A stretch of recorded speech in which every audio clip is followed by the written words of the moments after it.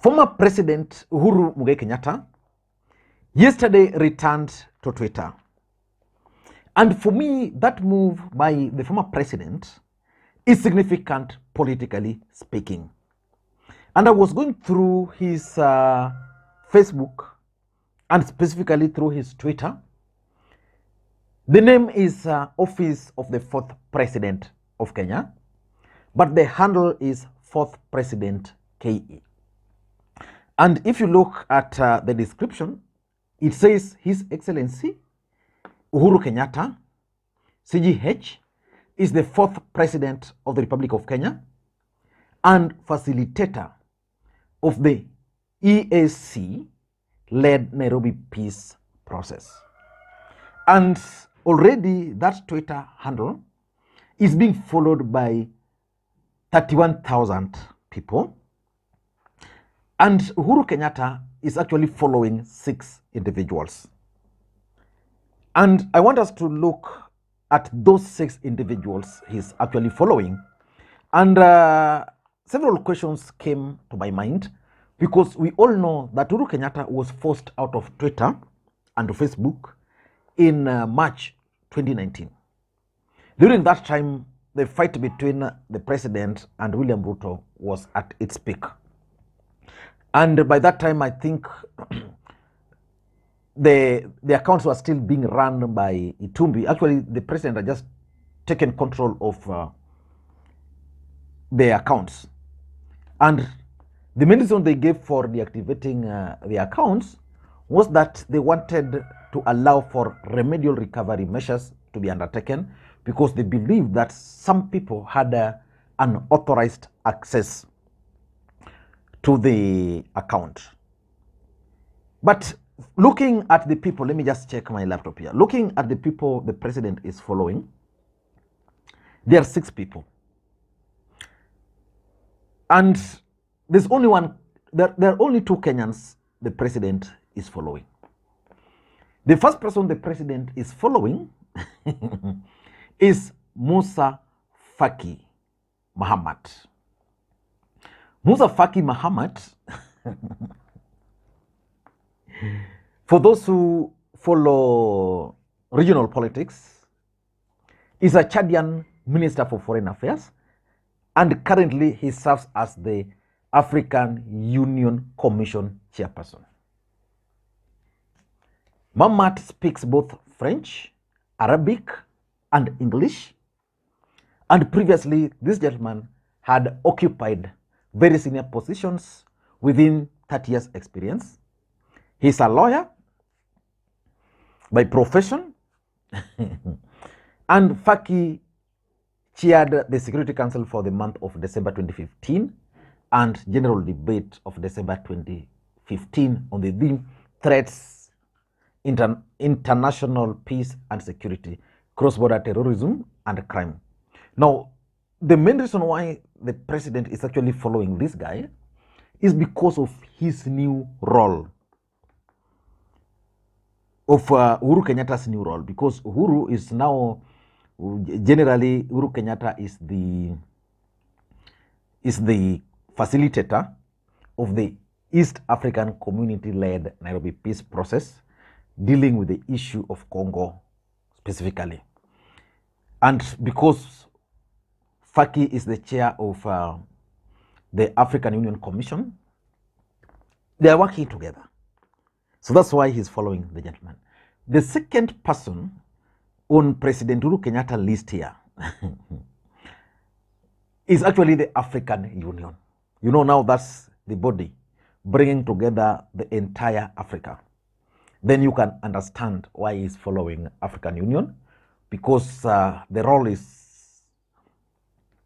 doing or is dealing with is partly as a result of African Union. He's actually been appointed to that position by African Union. So that explains why the president is following the African Union official Twitter handle, which is verified.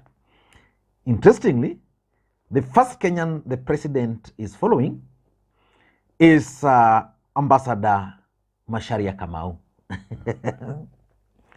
Ambassador Macharia Kamau was appointed as the principal secretary in the Ministry of Foreign Affairs in 2018.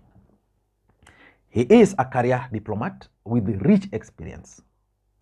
Before his appointment, at that time, he had served as Kenya's permanent representative to the United Nations in New York since 2010. And you all remember that as the Kenyan's permanent representative to the African Union, Ambassador Kamau was instrumental in the development of Sustainable Development Goals and 2030 Agenda for Sustainable Development, where he served as the co-chair and co-facilitator. So as we speak today, Ambassador Kamau is one of the top diplomats Kenya has ever produced, and he has served at the middle and senior levels across a number of UN agencies, including UNDP, UNICEF, and UN Transition Assistance Group. So Ambassador Kamau, Uhuru Kenyatta is following him, maybe because of his being a diplomat. Maybe they'll be working in one way or the other. Now, if you go to Twitter again, the fourth person Uhuru Kenyatta is following is Nzioka Waita. Now, I want to assume that Nzioka Waita is being followed by this particular Twitter handle for one main reason, by the fact that he's the guy who is in charge of maybe Uhuru Kenyatta's communications, or if not, I want to assume that he's the guy who is now acting or working as Uhuru Kenyatta's personal assistant. For those who might have forgotten, Nzioka Waita is a Kenyan advocate and is served as the Chief of Staff of State House and head of Kenya's Presidential Delivery Unit. He served there and he was succeeded by Joseph Kinyua, and he remained a close ally of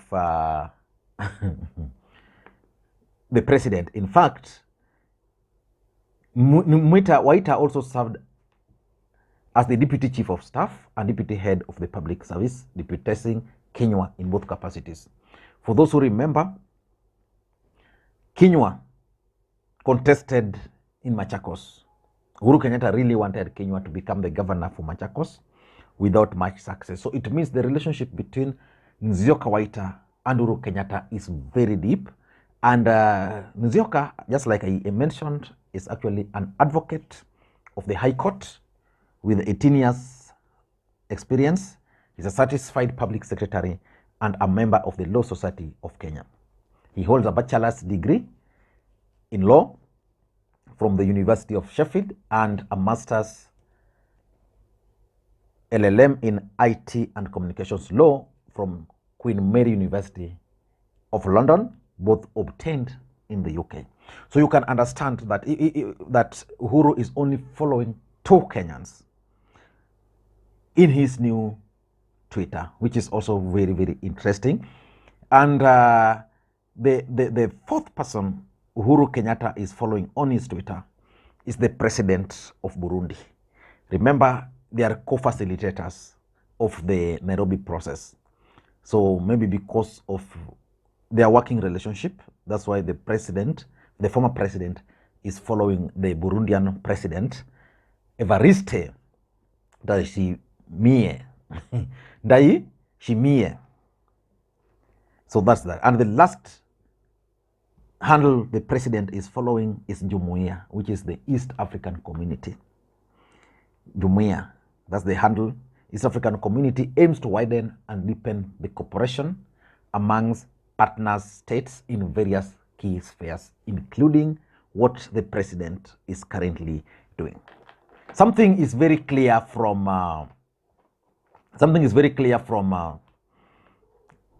the list Uhuru Kenyatta is following. And I'm asking myself, why do you think Uhuru Kenyatta returned to Twitter? For me, Uhuru Kenyatta returned to Twitter because of the new role he is undertaking. He needs the world to know what he's doing. Uhuru Kenyatta, in my view, is keen on pursuing his new roles. And for me, that's the most important thing. It's coming out that Uhuru is really keen on his new job. But two questions. Why do you think Uhuru Kenyatta left out William Ruto? Because if Ruto is the president of the Republic of Kenya, and if Ruto appointed him to this position, it would just be in order for him to follow Ruto. And even if not to follow Ruto, it would just be important for him to follow status official handles. Why do you think Uhuru Kenyatta is not following Ruto? Neither is he following status Kenya. For me, I tend to think that he's not going to do that because Uhuru Kenyatta understands that the people running those accounts are Dennis Itumbi and Eric Ngeno. Uhuru Kenyatta has beefs with those individuals and therefore he will not. And the second question I'm asking, why do you think he's not following any Azimio politician? For me, that's also important because Uhuru Kenyatta is telling them that things have moved on. I have now a specific task to undertake, and I'll not be in this particular Facebook page. It will not be about politics. It will be purely about my new role as the as the facilitator of the Nairobi peace process. So for me, the fact that Uhuru Kenyatta has returned to Twitter is significant, and I'll be following that Twitter handle very, very closely to monitor how it's going to progress. Thank you guys, and may you have a good day. Bye-bye.